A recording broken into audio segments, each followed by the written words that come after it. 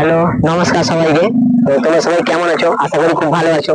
তো আজকে একটা চলে এলাম নতুন লোকেশনে। তো তোমরা সবাই দেখতেই পাচ্ছ।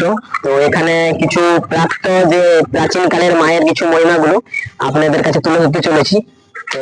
তো চলে যাবো এখন মায়ের কাছে। তো চলো, লেটস গো। তো চলো, আপনাদেরকে নিয়ে যাবো সেই মন্দিরের কাছে। চলো, আপনাদেরকে একটু মন্দিরে মায়ের দর্শনটা করিয়ে দিই। তো চলো, বলছিলাম যে মন্দিরটা দর্শন করাবো। তো চলে আসো একটু মন্দিরটাই। তো এটাই হচ্ছে মায়ের নাট মন্দির। ভিতরটা রয়েছে মূল মন্দির, বাইরেটা নাট মন্দির, ভিতরটা মূল মন্দির। সবাই দেখতে পাচ্ছ কিন্তু। তো এখানে ভিতরে দেখতে পাচ্ছ মায়ের মেন মন্দির। তো বামন মশাই, পুরোহিত মশাই এখন পুজোর প্রস্তুতি করছে। তো সবাই একটু দেখো। তো পুজো করার জন্য প্রস্তুতি নিচ্ছে, তোমরা একটু দেখো। মায়ের দর্শনটা সবাই একটু করো, মায়ের একটু দর্শনটা সবাই মিলে করো। খুবই সুন্দর একটা দৃশ্য। তো একটু মায়ের দর্শনটা করবে।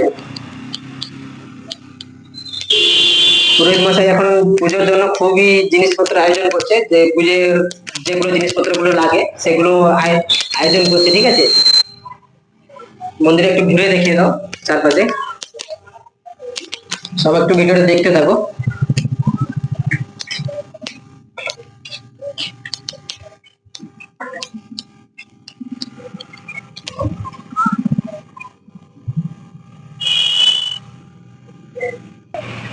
তো দেখো সবাই, এটা হলো হোম কুণ্ড। এটা হোম হয়। তো ঠাকুর মাতার কাছে এটাই প্রশ্ন আমার এখন। তো পুজো এটা কি প্রত্যেকদিন খোলা থাকে মন্দিরটা? প্রত্যেকদিন খোলা থাকে। আর পুজোর টাইমটা একটু কখন বলতে পারবেন? এই 9:30 থেকে 10টার ভিতরে শুরু হয়। আর এই যে বলিটা হয়, বলিটা কবে কবে একটু বলতে পারবেন? স্পেশালি হয় শনিবার মঙ্গলবার, এবং দুর্গাপূজার সময় হয়, কালী পূজার সময় হয়, এবং যদি কারো মানত থাকে স্পেশাল কোনো কেউ, তবু সেদিনও করা হয়। পুরোহিত মশাই একটু বলবেন আপনি যে মায়ের কাছে কি কি ভোগ লাগে? ভোগ সব রকমই লাগে, খিচুড়ি থেকে, অন্ন ভোগ থেকে, পায়েস ভোগ থেকে, সমস্ত রকম ফল টল সবকিছু, মিষ্টান্ন সবকিছু লাগে। তো ঠাকুর মশাই যে এখানে অনেক দূর থেকে মানুষ ছুটে আসে, তো মানসিকও করে যায় অনেকে। তো মানসিকটা কি সবার কি পূরণ হয়? প্রায় 90% পূরণ হয়। 90% পূরণ হয়। তো মায়ের যেখানে যে মূর্তিটা আমরা দেখতে পাচ্ছি, এটা মানে কত সাল থেকে এখানে কি? কত সাল থেকে আমরা তো জানি না, পূর্বপুরুষ থেকে আমরা, আমাদের বংশ পরম্পরায় যতজন পূর্বপুরুষরা গেছেন তারা সবই পূজিত করে গেছেন। তো এখানে সেই হারে আমরা করছি বর্তমান। ঠাকুর মশাই এখানকার একটু লোকেশনটা বলে দিবেন, এখানে আসতে হলে? মেদিনীপুর জেলার দাঁতন থানা আন্ডারে পরগনা, এই ছগড়া গ্রামের নাম পরগনা। এই মন্দির হচ্ছে ছগড়ার মৌজায়, এবং ছগড়ার উপরে প্রতিষ্ঠিত। আর যেই দাঁতন থেকে এখানে টোটো ভাড়া ধরে কত টাকা নেই এখানে আসতে হলে? 50 টাকা নেই।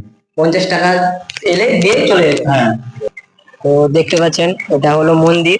তো এটা হচ্ছে মূল গেট, ঠিক আছে। তো এটা হলো আমাদের কাঠ বলি, যেখানে বলি পড়ে। তো প্রত্যেকের শনি মঙ্গলবার, প্রত্যেক সপ্তাহে শনি মঙ্গলবার এখানে বলিটা পড়ে। তো একটু ঘুরে দেখাই আপনাদেরকে। তো মন্দিরটাও দেখতে পাচ্ছেন ভালো করে, বলির ঘাটটা। তো এখানে প্রত্যেক, কিন্তু আপনাকে বারবার বলে দিচ্ছি, প্রত্যেক সপ্তাহে শনিবার এবং মঙ্গলবার এখানে কিন্তু বলিটা পড়ে। তো অনেকে অনেক দূর থেকে আসে। তো মায়ের মহিমা আছে, সেই মহিমাগুলো আপনাকে তো বললাম খুলে। তো চলো একটু মন্দিরটা ঘুরে দেখে দিই আপনার কাছে। সবাই একটু দেখে নাও মন্দিরটাকে। তো ঘুরে দেখাচ্ছি মন্দিরটাকে, সবাই একটু দেখতে থাকো। ভিডিওটা কেউ কিন্তু এড়িয়ে যাবে না।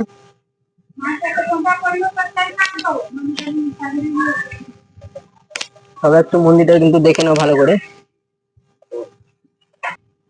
তো চলো, আপনাদেরকে সেই নিয়ে যাবো।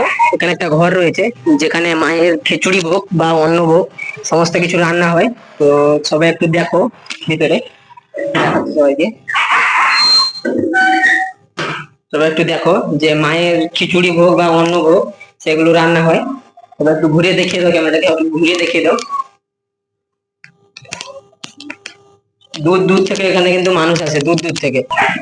তো এটা হলো মেন রোড, তো দেখতে পাচ্ছেন সবাই। তো সামনে দাঁতুন থেকে ডাইরেক্ট টোটো ভাড়া করে এখানে আসবেন, মাত্র 50 টাকায় টোটো ভাড়া নিবে, আর এবং মন্দিরের সামনেই সবাইকে নামিয়ে দিবে, ঠিক আছে। তো তো দেখা হচ্ছে পরের ভিডিওতে। তো নতুন নতুন ভিডিও পেতে হলে, রেগুলার যদি সবাই ভিডিও পেতে হলে চ্যানেলটাকে সাবস্ক্রাইব করে রাখো, আর ফলো করতে কেউ যেন ভুলো না। আর এরপরে চলে যাব নতুন লোকেশনে। তো সবাই ভালো থেকো, আর কালকে আসছি আর একটা নতুন ভিডিও নিয়ে। আর সবাই পাশে থেকো, সবার জন্য আজকের ভিডিওতে শেষ করছি। সবাই একটু সাপোর্ট করে যাও, একটা লাইক একটা কমেন্ট অবশ্যই করে যাও, পাশে থাকো আর ফলো করে যাও।